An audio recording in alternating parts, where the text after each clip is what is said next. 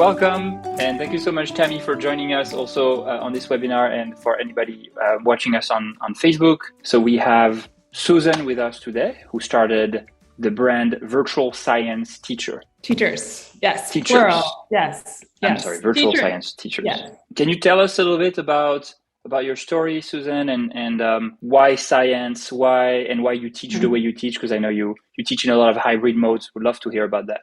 Yes, absolutely. So Virtual Science Teachers was something that kind of just started as more of a hobby. I want a desire for myself to contribute positively towards the world, especially. It really started at the beginning of the pandemic when a lot of my teacher friends and parents were frustrated with all of the challenges. I mean, that was unreal, right? All of these teachers all over the world were thrown into a completely new way of having to do education. And I just remember seeing so many teachers say that it was like people who've been teaching for 20 years, explaining that it was like they were starting all over again. And it was just frustrating. And my family and we had moved to Germany, and I was kind of out there by myself, with my family. And were you teaching at school in Germany back then when the pandemic hit? No. Okay. No, I taught online. I've been teaching online for a bit now. Before the pandemic, you already were teaching online? A little bit, yes. I dabbled in it. I really started to pick it up more once I was in Germany, and once I discovered how much fun it was and rewarding. Our family moves a lot, and so it's hard for me to be in the regular school system. And I homeschool our kids kind of part-time. So doing the online teaching works really well for our lifestyle. So I learned about Genially, which is a really amazing tool. It's free for anybody who's interested in learning how to use Genially. And I was able to learn a lot of tricks and combine my desire, a love of teaching, love of science, and love of being creative all into one product. And then I made a website and just started sharing my creations with teachers all over the world. And it kind of took off from there. So initially, the way we got in touch with Susan is that we found on Genially her fantastic creations. And Susan, you're going to show some of those creations today. But were the initial intent of those Genially creations for your personal usage, for your own homeschooling purpose, or was the initial intent to actually spread it to other teachers so that they can use that? That's a really great question. I think when I started making Geniallys, my intention was for them to be used widespread. Yeah, I did teach online and I used them in the classes that I taught, but they require an incredible amount of time to make. So I honestly, if it were just me, one person using them, it wouldn't justify all of the work I put into one. It only becomes worth it to me if there's hundreds or thousands of people using them, in which that's what ended up happening. So yeah, like each Genially can take me, some of them have taken me over a month to make, and some of them, most of them take over 2 weeks for me to really do a good job at them. Yeah, it's a lot of work. And do you have visibility today on how many people are using your content? I do. Through the school year, the numbers are lower right now. Through the school year, it's been anywhere between 20 and 40,000 users a month. Crazy. Especially during there's one Genially that I'll show you that's Halloween themed. And that's what I've learned is that anything that has to do with a holiday or a special, just anything that people, can get excited about, a theme or anything that goes with a specific time of year, then the numbers go up a lot. It's been, it's a lot of users and the number has been growing. But then, during summer, it's just quieter. And which topics, because science is is an umbrella term that covers, of course, many topics. What are your favorite topics within science? Well, my hope is to eventually address all of for the US, a lot of states use NGSS. I'm hoping to cover all of the topics for middle school science. That's my focus. I have a background in chemistry and physics. And so if you went to my website, you would see a lot of physics and chemistry related Geniallys, but I have lately been getting into earth science, and that is so much fun and amazing. And I'm learning a lot as I create these. A lot of them, I haven't actually spent a lot of time understanding, issues of like most recently the climate change issues, like acidification of the ocean, or how we measure carbon dioxide in the air.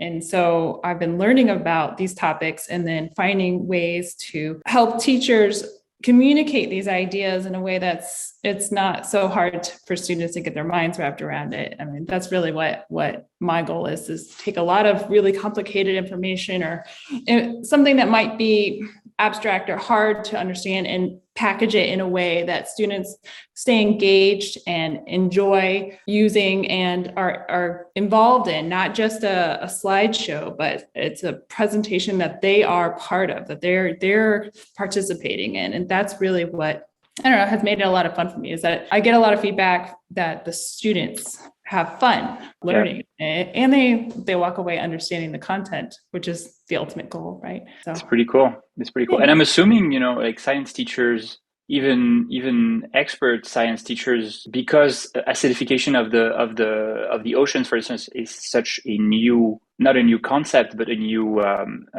environmental, I'm trying to find my words here, but something that's happening since quite recently. What I'm saying is that your Genially slides are also teaching teachers also about it in an edible way. So you're actually educating teachers as well. Well, that makes me happy. And I get it. There's nobody, no teacher that knows everything. And I interact with so many teachers, and we're all students as well. And so if I can take something, because the thing is, with especially a topic like the climate change issues, there's so much information and it can be very overwhelming. If you look at all the data tables and the graphs, and I spent an incredible amount of time on each of the climate change interactives, sifting through, which one of these graphs is presented in a way that students will be able to look at it and quickly understand. If there's too much going on a particular graph, it's going to lose people. So, how do you take, which ones are going to really help them understand the concept without overwhelming them or the teachers or anybody. So it takes a lot of time to really find not the perfect set of data, but presented in a way that's palatable. Yeah. I've come to realize that to be a great teacher, you need to be really good at marketing, right? You need to choose your battles. You cannot put data everywhere on the slide because nobody will get anything from that. So you need to choose, and it's hard. It's hard to choose one concept and show just one concept to have very high clarity of thoughts. I think it's Einstein who was saying, if you can't teach it simply, you haven't understood it fully. That is, right?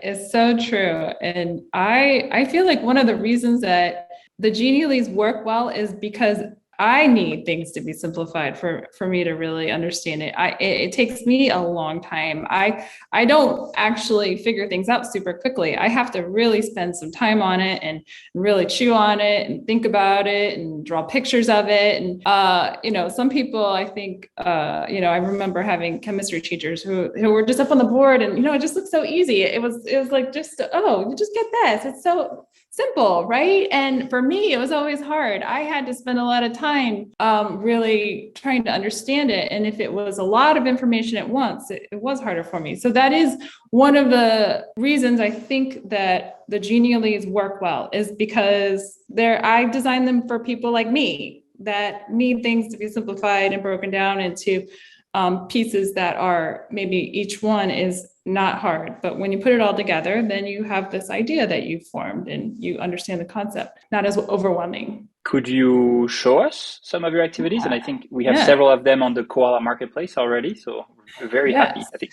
So here, do you see the Koala Go? Excellent. Yep. Yeah, and I just love what you guys are doing with this. It's so fun to see all the different creations that people are starting to put up on there. And I see more and more every time I go to look at it. It's very exciting. So I'm selecting science under subjects and then Geniallys, because that is the program that I use. And I'll start with the most popular of all of the interactives that I've made. People really, this one has been a favorite. And I'm going to I'll show you, there's sound on it. It's just like the sound of thunder to make it like, kind of like creepy. So you'll see on the little corner, you can turn it on and off.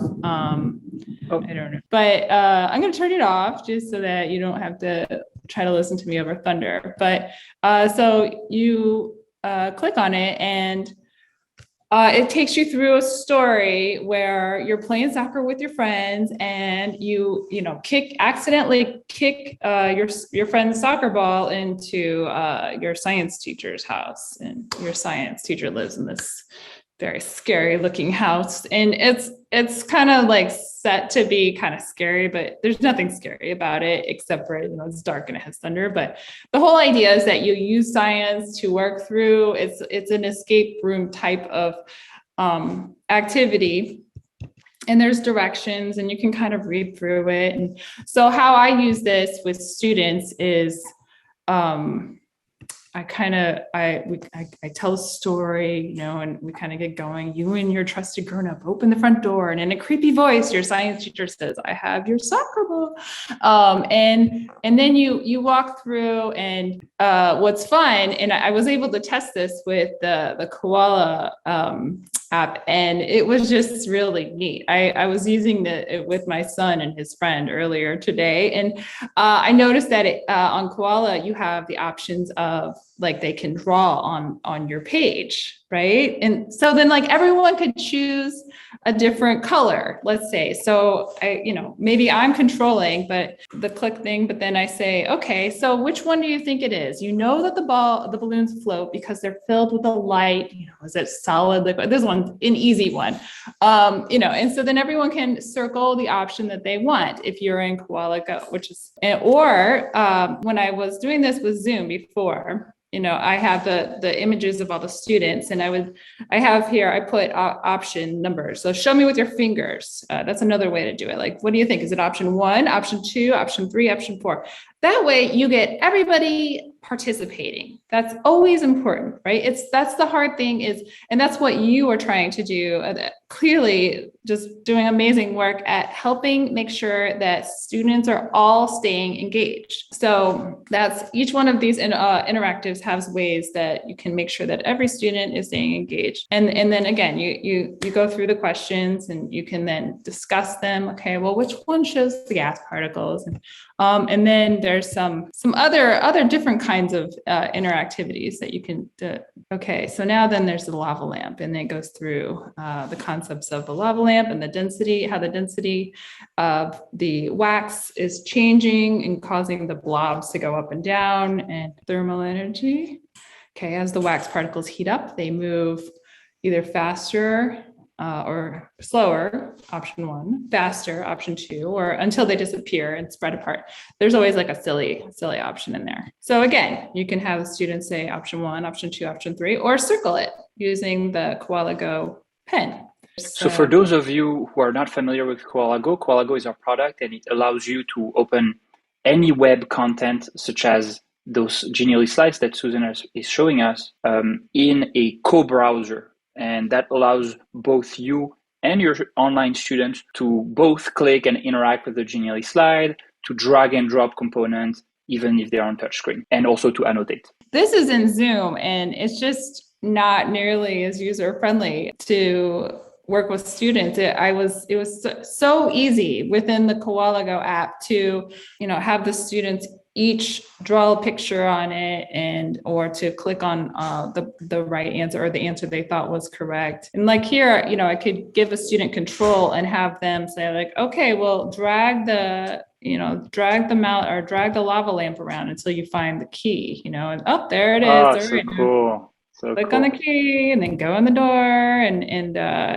so that's it. It goes through, this one goes through all the states of matters, starts with gas, and then it does each of the states of matter, and it has a section on plasma, which you scroll over and it shows a plasma ball and it talks about that state of matter as well. And so this one is definitely, it's a hit in the uses of this particular genie around the Halloween time. It just skyrockets. All the teachers are using this one. I can show you. Would you like me to show you any others, or what do you think? Is the you piqued my curiosity about the acidity of the ocean, and I know nothing about it.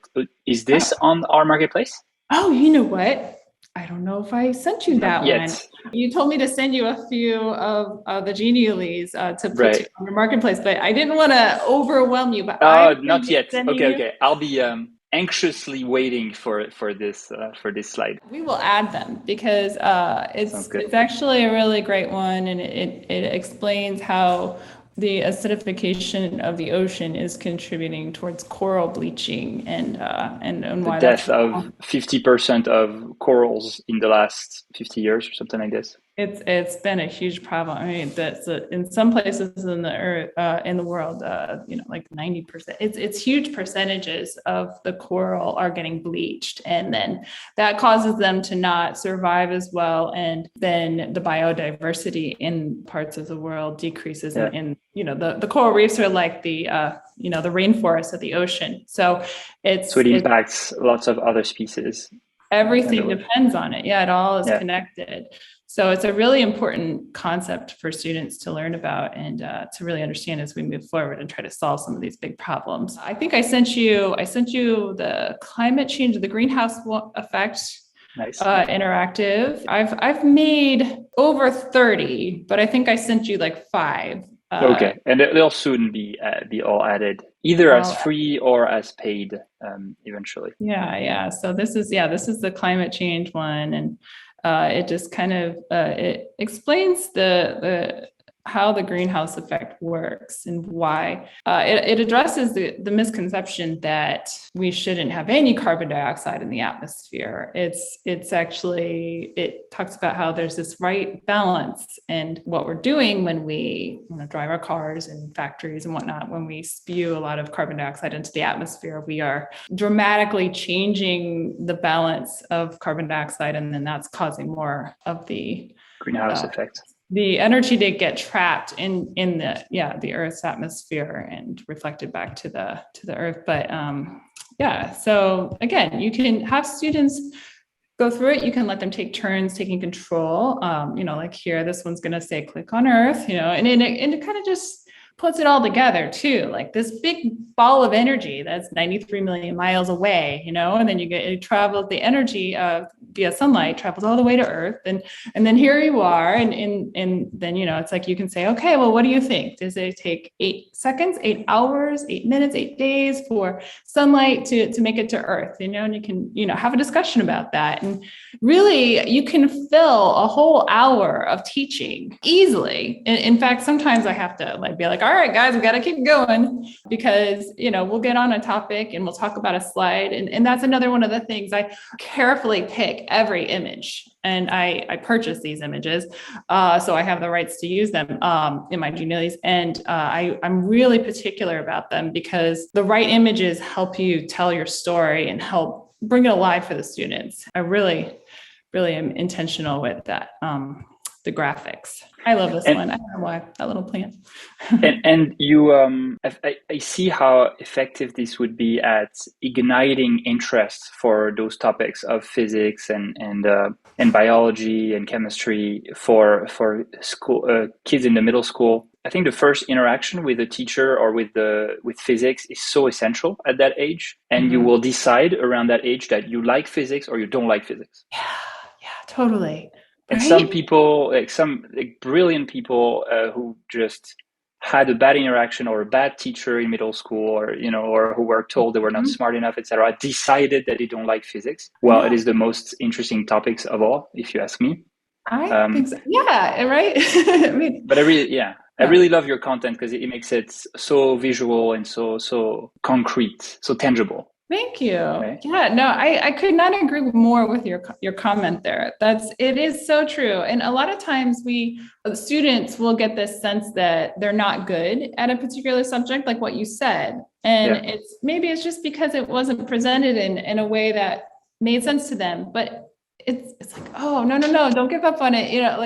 And everybody does kind of learn in a different way. But I think that when you're able to combine learning visually with reading, and that's one aspect of that I'm trying really hard in all of my geniales, is to create, to incorporate many different learning styles within one, because studies do show that It's not necessarily just one style of learning like that is the most effective. It's really effective when you can incorporate multiple forms of learning, when you can combine reading with like seeing it and hearing it, and it can all go together. And that's how I learn. But yeah, and then this is like an example of where, you know, you would be engaged. You'd say, okay, all right, Xavier, like what if, I don't know if I can give you control. Can I? I think I can.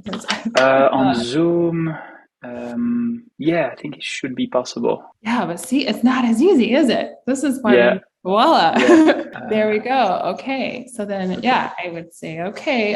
So click on one of the nitrogen molecules. Okay, good. And now, but we don't have just nitrogen and oxygen. We have some other molecules that are in the air.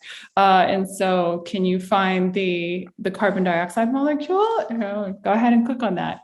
And then there you go. And this is all about including the pie chart. I'm trying to incorporate graphs and charts into the Genialese more because middle school and high school teachers say that that's a really big struggle for students is learning how to use and read and create graphs. So I'm trying to pull them into the lessons as much as possible. So that's why I said, it's a more visual. Plus it kind of looks like Pac-Man, this one. It does. Yeah.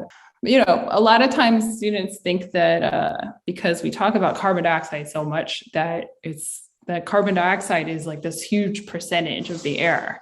But it's not. It's actually a super, super tiny percentage of the air. It's less than 0.03%. And so, but that little tiny bit makes a really, really big difference. And that's the point of it all. Yeah. So I don't know. I could keep going with this. Is there anything else I could show you? It's so interesting. I'm super curious about like around those 40,000 teachers who use your content in the previous year. How many are using this content in a classroom format where they're showing it to 30 students in a classroom? Versus how many are using this content for live online classes? And I know you're teaching an OutSchool, for instance, and I'm assuming you're also using your own content. So how many in classrooms versus online classes, such as what you do with OutSchool? If you could do a pie chart for me, that would be great. So I will say I do. I have not reached the 40,000 teacher mark. That is the goal, though. To get those kinds of numbers. It's the 40,000 users. So it would.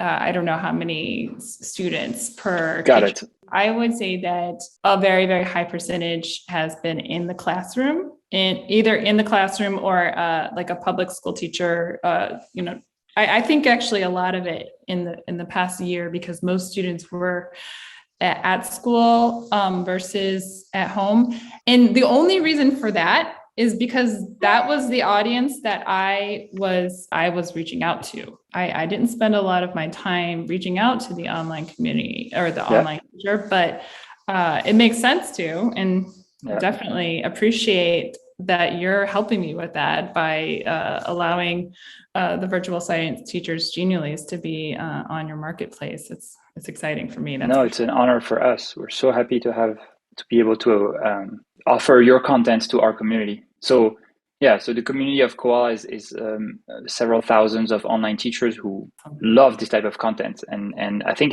this is really perfect for a one-on-one or a small group live class as well. That's how I use it. I definitely use these when I teach online. It's been a lot of fun, and I get, and not to brag, but the reviews that I get from my classes are really high, and the comments are always that the students, had a lot of fun with it. It was engaging, and they learned a lot, which is the goal. Like, learn a lot and have fun while you're doing it.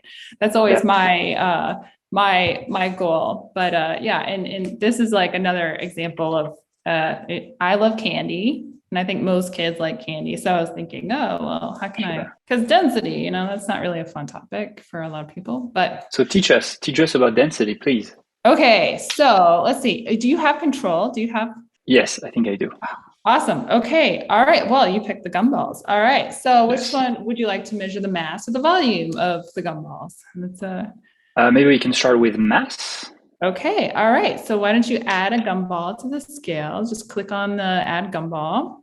Yep. And let's see the mass of one gumball. Okay, so the mass of one gumball is 36 grams. Okay, so we would maybe in Koala Go, what you can do is actually just write that in the screen. That's why Koala Go is awesome. So you can just write, okay, mass of gumball, 36 grams. Okay, and so then click on the little volume button under the pink arrow. And now let's figure out what the volume of one gumball is. Okay, so you see there in the graduated cylinder that there's 100 milliliters of water, and we're going to use displacement to determine the volume of this gumball. So you're going to take the gumball and drag it up to that area right above it, and it's going to drop into the graduated cylinder. And the water level went up. But teacher, are you sure the gumball would not float in this experiment? That's a great question. Well, let's look at we'll have to figure out what the density is. And if the density is greater than the density of water, then it would sink. And if it's the same, then it would hover in the middle. And if it's less than the density of water, then it would float. So let's figure out what the density is. What is the volume of water? Oh, you lost it. Do you remember? Oh, I'm sorry. I'm sorry. Okay. Volume. Or what's the volume increase in the water level? So 30 milliliter. Yeah, it went up by 30 milliliters. Okay, so if you remember, the mass was 36 grams and the volume is 30 milliliters. So we have the calculator over here to the left that you can use and do the density equation, which if you need help teaching about the density equation, then the info board at the very top, it has mass, volume, and density. It has information about each of them. So you can, do a quick little look at it and say, oh, density is mass divided by volume. Okay, so the mass was 36 grams and the volume is 30 milliliters. And so then what we do is we go, okay, 36 grams divided by 30 milliliters is 1.2. So it's more dense than water. Yeah, I did think of that when I made it. I was like, I actually did have one where I was like, oh, whoops, that will not work. I think it was the marshmallow. And so I was like, oh, I got to do the marshmallow a different way. So the marshmallow uses length times width times height to find the volume.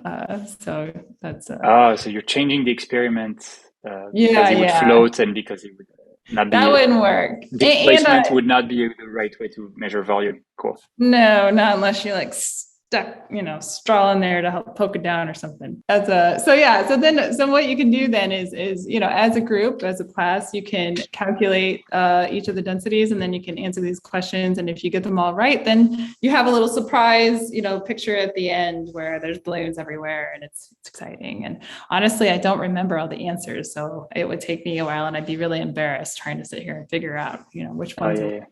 But another thing I'd like to point out real quick is there's a little worksheet that you can make a copy of, and you can either give it as an assignment or that's provided to teachers. It's just kind of an extra. So it's another way you can kind of refer back to this and you use to fill it in to keep track of what you're doing.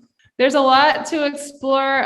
I will be sending you a lot more of the interactives and little descriptions of them so that there's more available, because there's so many topics. There's waves and there's there's biology, life science, earth science, physical science. There's lots of different lessons out there. And if anybody has any suggestions or anything that you think, would be a way to improve them or ideas, I love hearing any suggestions for improvement for sure. What is the best way for our community to contact you, Suzanne? There's a couple ways. You can reach me through the Virtual Science Teachers group or Facebook page, or you can go to virtualscienceteachers.com and there's a contact page on there, or my email is suzanne@virtualscienceteachers.com. This is so awesome what you're building. Suzanne, we're so excited to have more of your content. I will be counting the days until I can understand why the acidity of the ocean is going up. Thank you so much for doing what you do. I'll send that to you. I'll send that to you right after this phone call. Awesome. I'll put that on there. I'll be canceling all my meetings today to go through the slides. Yeah, I'm sure. I love your content. This is really fantastic. Thank you for everything you do for the community of teachers and for the kids, because this is pretty life-changing. This can be really life-changing when your first interaction as a kid to science looks like this versus a whiteboard filled with equations. This is really great. Thanks. Thank you so much. And thank you for all the amazing work that you're doing. I have never seen anything like that before. When you showed it to me, I was blown away. So it's so impressive. It's exciting to see. And you guys are making lots of changes all the time. I keep seeing you may add new features and getting better. Yeah. We try to move fast. We're a small team of Koala is a small team of 10 people, and an advantage that we have over big corporations such as Zoom is that we can move fast. We can listen to teachers and we have fantastic community that's helping us build a better product. So every 2 weeks, there's a new version of Koala that we publish with new features and with little surprises hidden in it. That's it. Yeah. I was showing my kids the little Easter eggs in the little playground area that you have. Right. Yeah. They're like, oh, that's so fun. The little seeds and all kinds of fun little things. It's definitely an exciting platform to use for sure. Awesome. All right, Susan. Have a fantastic really great day. And I'll go send you some more interactives here in just a couple minutes. So Please. Bye everyone, and thank you for attending.